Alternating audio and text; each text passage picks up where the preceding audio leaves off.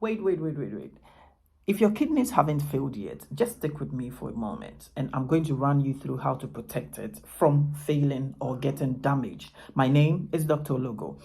So, people who get infection from the throat or lower urinary tract infection, and then refuse to treat it and anticipating that it's going to get healed by itself, what you tend to do is that you accumulate toxins from the microorganisms that have caused the infection, and this leads to preventing a lot of the filtration processes, and so you are going to have toxins remained in the kidney. Also, medications. If you know you are taking a lot of medications, I know there are people having different conditions and they are taking a lot of medications, and most of the medications have their excretion right down through the kidneys. If most of these medications get stuck, okay, in the kidneys during excretion, then it means that toxins from these medications are going to remain in the glomerular basement membrane, and that is going to cause some form of effect. Others may include some genetic conditions like polycystic kidney disease, people who also have small kidneys. Also, bear in mind that if you are dehydrated, I wouldn't want to go into details, but this is the catch. Dehydration, there is hypertension, there is diabetes, and etc. But let's stick with dehydration. Now, in times like this, even when the sun is shining, a lot of people refuse to barely drink water, and that is a very major problem. What we are going to do is to help you go through this, let you understand, and then know what to do. Now, through the process of filtration, you see the heart pumps adequate amount of blood. I know you know that you are going to say about 5 liters. Yes, it's true. About 5 liters of blood is pumped from the heart, this small organ. Yeah, how beautiful it is. So this small organ pumps about 5 liters of blood, and then it rushes through the aorta and then goes through the entire body. The brain receives its parts, the other part of the body also receives their part. Now, the amount of blood or the volume of blood that the heart is pumping is also determined on the viscosity of the blood. Now, the blood will move and then get into the lungs and other parts of the body, but comparing a viscous liquid that is thick like honey and then comparing water, which one will go faster? Water. So if you are dehydrated, most often it means your blood is getting more viscous. It means that when it gets to the kidneys, for it to get filtered, the kidney doesn't have the right amount of blood, because it may seem to be, I'm making it more more practical. It may seem that the blood is now dropping. If it's viscous, it's now dropping, all right, into the basement membrane so that it can get filtered. But when it's like water, it's just going to come out and then get a lot of blood filtered in the kidney. And in this sense, you are going to see the proof of it in your urine. Now, check this. When you sleep and wake up, it's automatic that your urine becomes very yellow. All right, very yellow, and it requires time to get it washed out. The color has to be washed out. So what do? Immediately you see some of the things that you see that it's really causing kidney damage is when there is high protein or protein in the urine. You are not going to see it. It needs clinical investigation. Okay.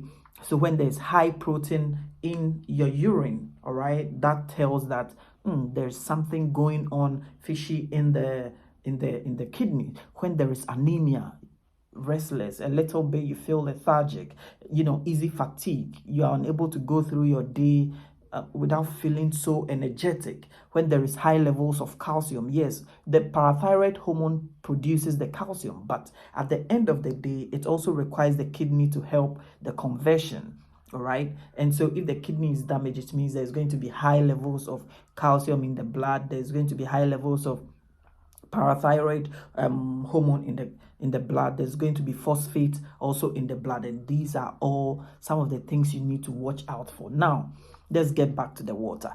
If the water is unable to, if the urine is unable to get washed from yellow to the white color by evening, then you should know that there is a problem.